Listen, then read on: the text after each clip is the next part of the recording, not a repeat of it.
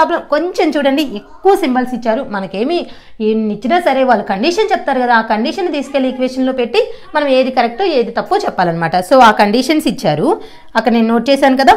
ఇక్కడ greater than equal to divided by, so ఈ symbol నేమో ఇంటూ, అలా వాళ్ళు చెప్పిన ప్రతిదీ నోట్ చేశాను. కరెక్ట్గా మనము ఆ సింబల్ ఏ సింబల్ ప్లేస్లో ఏ సింబల్ పెట్టమంటున్నారో అది కరెక్ట్గా అబ్జర్వ్ చేయాలి, కన్ఫ్యూజ్ అవ్వకుండా అనమాట. అది ఒక్కటే మీరు చేయాల్సిన పని, అది జాగ్రత్త ఈ చాప్టర్లో అది చాలా ఇంపార్టెంట్.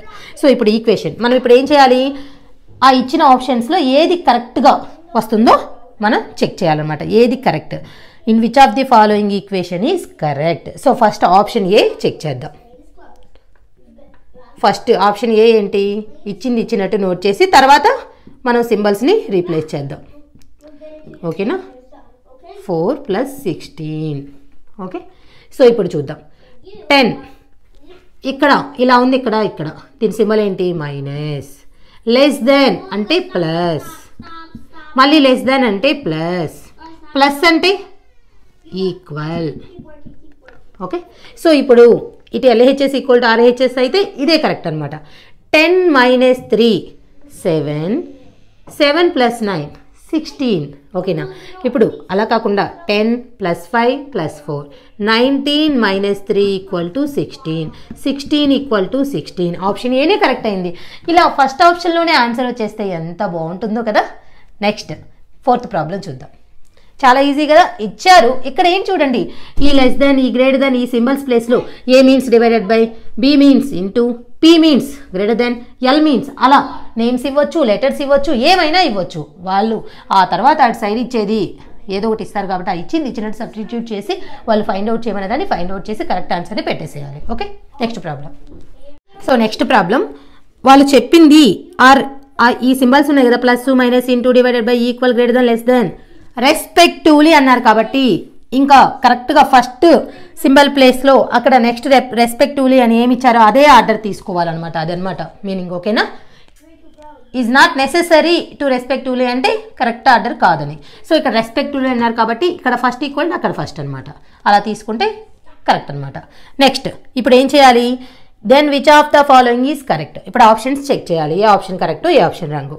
సో 3 ఇచ్చినట్టు నోట్ చేసుకొని తర్వాత అన్నిటినీ సబ్స్టిట్యూట్ చేసి ఏది కరెక్టో ఏది తప్పో చెప్పాలన్నమాట. ఓకే, ఇప్పుడు నేను సబ్స్టిట్యూట్ చేస్తున్నాను.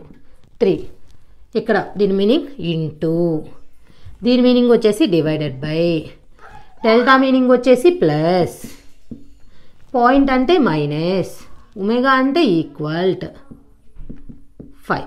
సో ఇప్పుడు ఇది ఈక్వల్ అయితే ఇదే కరెక్ట్ ఆన్సర్.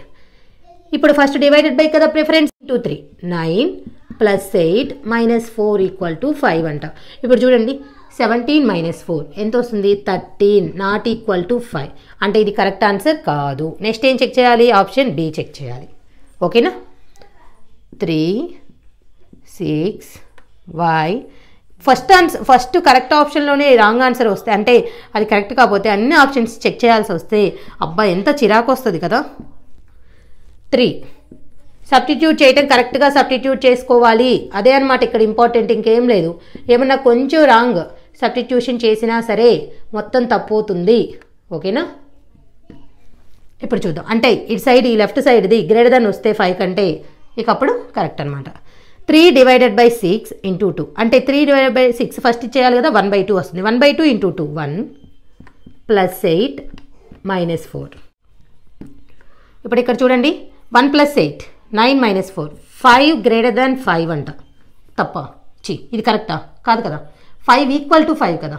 ఓకేనా, సో ఇది తప్పు, వాళ్ళు చెప్పింది తప్పు కదా. ఓకేనా, అంటే ఇది ఇక్కడ 6 7 8 ఏదో ఒకటి వచ్చి ఉంటే ఈ ఆప్షన్ కరెక్ట్గా తీసుకోవచ్చు, option B. But 5 greater than 5 అనేది రాంగ్ కదా. సో ఇక నెక్స్ట్ ఇంకొక ఆప్షన్ని చెక్ చేయాలి. సో అర్థమైంది కదా, నేను ఇవి రఫ్ చేసి సి అండ్ దీన్ని కూడా చెక్ చేస్తాను. ఎక్కడ కరెక్ట్ వస్తే అది కరెక్ట్ ఆన్సర్, ఆప్షన్ సి అనమాట. ఏం చేయాలి, డైరెక్ట్గా సబ్స్టిట్యూట్ చేయాలి వై ప్లేస్లో. అయితే సబ్స్టిట్యూట్ చేసేటప్పుడు మళ్ళీ చెప్తున్నాను, కరెక్ట్గా సబ్స్టిట్యూట్ చేస్తేనే మనకి కరెక్ట్ ఆన్సర్స్ వస్తాయి. కొంచెం రాంగ్ చేసినా సరే మొత్తం తప్పవుతుంది. ఓకేనా, సో ఇప్పుడు ఇక్కడ డివిజన్కి కదా ప్రిఫరెన్స్, 8 / 4 2. ఇక్కడ +2 -2 క్యాన్సిల్ అయిపోతుంది. 3 × 6 18. ఓకేనా, 18 < 5 కాదు, అక్కడే తెలిసిపోతుంది. అంటే ఫాస్ట్గా క్యాలిక్యులేషన్ అనేది తెలుసుకోవాలన్నమాట. 18 - 2 + 2 < 5 అంట, అంటే 18 < 5 అంట. తప్పు కదా ఇది, ఆప్షన్ డి. నేను ఎలా చేశాను అర్థమైందా? ఇక్కడ డివిజన్కి ఫస్ట్ ప్రిఫరెన్స్ ఇచ్చాను, ఇక్కడ +2 వచ్చేసింది, -2 క్యాన్సిల్ అయిపోయింది. ఇంకా 3 × 6 18 అనమాట. అలా మనం ఫాస్ట్గా క్యాలిక్యులేషన్స్ అనేది చేయాలి. Next option D. 2 × 2 4 -4. ఓకేనా, 3 + 6 9 9 - 4 5. ఓకేనా, సో 3 + 6 -2 × 2 అంటే మళ్ళీ డివిజన్ కదా చేయాల్సింది, మళ్ళీ ఇవి చేయకూడదు, ప్రిఫరెన్స్ అనేది చూసుకోవాలి.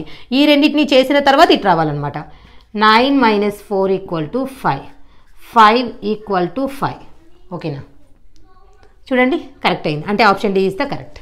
ఇచ్చిన 4 ఆప్షన్స్లో మనం అన్నిటినీ సబ్స్టిట్యూట్ చేస్తే అబ్బాయి ఇక్కడ చూసారా 4th ఆప్షన్ కరెక్ట్ అయింది. ఎంత టైం వేస్ట్ అయింది కదా, అంటే మనకేం చూడగానే ఈ ఆప్షన్లోనే కరెక్ట్ ఆన్సర్ వస్తుంది అని చెప్పేసి మనం చెప్పలేం కదా. ఫస్ట్ ఆప్షన్లోనే కరెక్ట్ ఆన్సర్, లేకపోతే సెకండ్ ఆప్షన్లో వచ్చినా మన టైం సేవ్ అవుతుంది ఒక్కోసారి అంతే. అంటే ఒక క్వశ్చన్లో మనకి టైం క్వశ్చన్ పేపర్ ఇచ్చే వాళ్ళు అన్ని ఫస్ట్ ఆప్షన్లోనే కరెక్ట్ ఆన్సర్ ఇస్తే ఎంత బాగుంటుందో కదా.